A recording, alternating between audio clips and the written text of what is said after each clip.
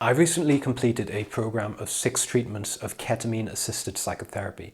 This is a procedure where ketamine, an anesthetic drug, is administered slowly over a long period of time, so that rather than losing consciousness, you experience a psychedelic and dissociative state. And this opens up your unconscious mind so that psychotherapy can be much more effective. So you might be asking yourself, why did I do this? Well, I've undergone various forms of psychotherapy with a few breaks for more than 8 years. And as I scratched the surface of one issue, I would find another deeper issue underneath. And as I explored more and more, I found out that the entire basis of who I thought I was faulty.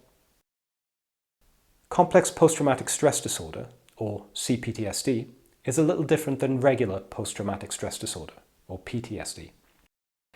In PTSD, your life would have been pretty normal before, and then something traumatic happens, and part of you gets stuck in the memory and the experience of that trauma, so that no matter how hard you try, you can't get past it. And when something reminds you of that trauma, you get put straight back into that experience again, as if you were there right now. This is why most people are aware of how fireworks can affect ex-military service personnel who have had PTSD. It puts them straight back into the hell of the battles that they've experienced. Now, cPTSD is a little different in that it starts in childhood, and it isn't so much a one-off event as a series of events and environments from which you could not escape. Now, I have so many memories of being screamed at and threatened, not even necessarily for bad behavior, but just things like talking at the dinner table or talking while my dad was watching TV. And just to maximize the terror and to maximize the hurt. And this was one of my dad's favorite phrases. He would use on a regular basis. He would tell me that I made him feel suicidal. So picture me as a child. I might have my mother screaming at me that I'm an ungrateful swine for something that maybe didn't make sense to me, wasn't fully explained. And I'm crying and struggling to breathe. You know the way kids do, like, and now my dad comes in and screams at both of them and tells me that I'm making him suicidal. And now I'm feeling like I'm this horrible child, that I cannot find this gratitude and happiness that should be so obvious, and I'm an ungrateful swine. You know, the ones who love me and I look up to are telling me these things. And I feel broken that I'm so stupid I can't find what's so obvious to them. And now my father's going to kill himself because of me. And now my mother's screaming at my dad about divorce. So I have the mental load of trying to work out what the hell I did wrong. I'm hysterical. I physically can't breathe, and I feel the emotional burden of being responsible for my father's life and both of my parents' marriage. I just drown in this chaos. Now repeat similar scenarios hundreds of times throughout the most formative years of your life. Now have your parents tell your friends and your friends' parents and people you trust and need and know in your community, where you might be able to find some escape from their chaos, that you have an attitude problem because you can't just smile and be happy, and instead you feel trapped and frustrated and you act out. And when you act out, it's 100% blamed on you. Or maybe the violence in the computer games you play to distract yourself from the chaos of your reality. I broke. I made my whole life about trying to please others. The happy, playful, creative person I naturally am got crushed into a hard worker who didn't pay much attention to his feelings. Someone who would largely shut up and study hard. I based my whole life upon the idea that I'm a problem, an unwanted individual who had to try so much harder than everyone else if I could even hope to be tolerated. How do you think my relationships looked like with that set of assumptions? How do you think my whole life looked like through that lens of seeing the world? And I've always had a baseline level of insomnia because I was shaped in an environment where I would always have to be ready for a fight. As a teenager, I became the only member of my family who was willing to stand up against my father when he would be bullying the rest of the family. I've been lifting weights since I was 13 to become strong. And I did a lot of martial arts in order to learn how to fight. in order to learn how to be more intimidating, in order to best fulfill this role as protector. An unwanted protector who would be then shamed for protecting, but no one else was going to do it. My mother would just tolerate it and then randomly explode chaotically. And my sister would just be a passive doormat as my father shouted abuse at her. And then both my mother and sister would get angry at me when I confronted my dad, because I should know what he's like. I should just put up with it, and then eventually it'll all be better. It would not. And I hated the futility of pretending that it would. The cycle just repeats. My body, my reactions, my fighting skills are still built for that chaos. And the need to protect my loved ones, and the need to out-intimidate bullies. Even today, I have a nervous system which can go from calm to violent instantly, and I can easily generate muscle tension and go to my limits in the gym. Though nowadays I'm also a dancer, and it doesn't help me so much. I have to actively scan for and notice and adjust unwanted use of strength and tension in my body. So another difference between a PTSD and a cPTSD sufferer is that for the latter, there was no known peaceful before time to go back to before the trauma. My thoughts, my sleep patterns, my body type, the way I hold tension in my body are all entwined with the trauma, and they're very hard to separate cleanly. You know, I've been learning as an adult how to be a human being for the first time. And I've made significant progress towards healing through various forms of therapy already. I mean, I seem pretty normal in some regards. Don't joke. Anyway, so why do I turn to ketamine-assisted psychotherapy? Well, my current therapist started working with a clinic which offers it, and while he reiterated that it wasn't strictly necessary and we could get to the same place without it, it could be useful to accelerate the process. And that was also in line with my one prior experience in psychedelics in 2019, when I was under a supervised and planned conditions to take psilocybin mushrooms, but without the medical supervision that this clinic had. So my therapist put me in touch with the clinic, and after an assessment with the lead psychiatrist and a whole load of blood and urine tests, I was approved to begin treatment. And the psychiatrist warned me that things could get very dark, and it may be necessary to put me on antidepressants, even though I don't have depression, in order for me to be able to withstand the process. But I believed I was able to handle it, and so I went ahead and arranged the recommended 6 sessions over 6 weeks. And this is not as intense a protocol as the one for depression and some other disorders, which is 6 sessions in 3 weeks, but it's still a very intensive process. I was very cautious about going into my first treatment. I didn't quite know what I would find out about myself. When I arrived there, I had an opportunity to ask questions, and then a cannula was inserted into my vein, and blood pressure and oxygen saturation monitors were connected to me. I wore headphones, and I was listening to calming music. And as the drug took effect, it was like watching myself turn into a statue, but one that was still slowly breathing. And then I was pulled out of my body. In each trip, for want of a better word, I died. I lost everything that it was to be Chris. I saw myself as the one life which exists in the universe, being lived through each and every being who just happened to be, for some time, temporarily, playing this game with the character Chris. And when I came back, it was like I had to remember how to play this character of Chris again. What does he like? What doesn't he like? But I knew that wasn't the highest, truest me. Chris is just the costume I'm wearing for now. So I just got back from the ketamine clinic. This was after my second infusion. I wanted to record a video while I was still under the influence of ketamine. My coordination is not totally as sharp as it should be, but I'm a lot less dizzy than I was as soon as the infusion ended. In terms of what I feel, what I see, both times it served as what was effectively a factory reset. Uh, So I'm very, very much aware that I can choose whether I want to have a habit or an action or a kink or an addiction or to be hung up about lost love. I feel a lot of distance between the things that happened in my unconscious and what actually plays out. One intention I had for this last session was that my unconscious and conscious mind would talk to each other.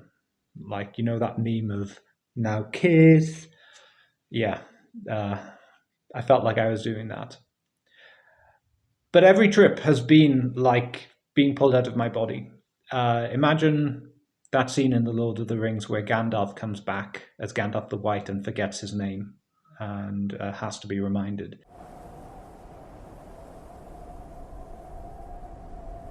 Darkness took me, and I strayed out of thought and time. The stars wheeled overhead, and every day was as long as a life age of the earth. But it was not the end. I felt life in me again. I've been sent back until my task is done. Gandalf? Yes. That was what they used to call me. Gandalf the Grey. That was my name. Gandalf. I am Gandalf the White. And I come back to you now. At the turn of the tide. And also, I had this big sense of everyone is me, everything is me. And this identity, this person is just the clothes that I'm wearing right now. You know, I could take off this hoodie and I'd still be me. And someday I will take off this identity of Chris, this biological existence as Chris, and I will still be me. Bit esoteric there. Stepping out of myself and back into myself like that each time made me take my trauma and my life less seriously. My traumas and my history began to lose their power. And this feeling I had that I had missed out on so much in life because I'd been mentally and emotionally vandalized by those who were supposed to show me the way to live and to think and to feel and to be a man. Instead, I felt connected to all those people who did experience that unconditional love and freedom. I am everyone, so all love is mine. And now I am the father that I needed when I was young, and I give that love that I needed to myself. Something that really helped me through this process was recording what I was saying during the trips. I put an app on my phone that would allow me to record while the music was playing. And then after the trips, when I was sober again, I listened to the recording and made notes of what I was experiencing, which I would then analyze based on my initial reactions. Then in my psychotherapy sessions, usually the same day, I would go over those notes and explore more of their meaning with my therapist. There was just so much, too much for this video that I learned. I got in contact with my unconscious parts, which had been told for most of my life to shut up, and I welcomed them, and I made peace with them. In the trips, I had this image of this wall of ice separating my unconscious parts and my conscious parts.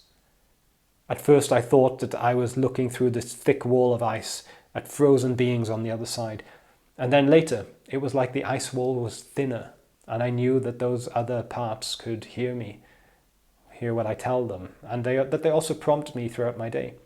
When I'm distracted and unable to focus, it's because they have something to tell me, or rather, I have something to tell myself, since both my conscious and unconscious parts are me. So meditating twice a day, being willing to take a minute to check in with myself throughout the day, is a discipline that I must absolutely practice in order to be my best. And when I do, The amount of focus and confidence and creativity and peace and love and gratitude and happiness that I have is amazing. Why the hell would I want to go back and vegetate my way through life as an incomplete and fractured person? There's just no comparison to be made. Another key metaphorical image I took away from these sessions was that of my life as a garden. I remember looking down my body and I saw where my feet are, and it was like my feet were trees, and like the outline of my body was like these bushes and fences, and I had this big lawn, and it all comprised this beautiful, peaceful garden that I had to live in and enjoy. And this garden was my responsibility in life, to take care of my garden, to not worry about whether something would land in my garden from another person's garden, good or bad, not to try to look over the fence into other people's gardens, and not to stare at plants and see, oh, are you growing? Are you growing? No, I just feed them, water them, take out the weeds as I find them, and just enjoy it. Enjoy watching it grow. But this wasn't all plain sailing. On the day of the trip, I usually felt a lot of peace and focus. And by the way, I have no idea why ketamine was used as a party drug in the 80s, because for me, it wasn't fun. It just shifted my consciousness to a new system. And some of the trips were totally unpleasant. Trip 3 for me was absolutely brutal. It felt like everything I was seeing and using as a basis to understand myself and the world was being twisted and broken. And I felt like some sort of violent mental procedure was done on me. I remember the trip just accepting that I had no choice but to just watch and experience this chaos, as my whole experience and identity and ability to see the world was repeatedly contorted and stretched and folded without my will. I felt like I was being lobotomized during that trip, and I honestly wondered if I would escape with my sanity intact. And I felt like total shit after that trip, physically and mentally, and I struggled my way to my therapy session in an Uber after it was done. And we discussed that this violent trip was possibly an interpretation of how my world was turned upside down as a child.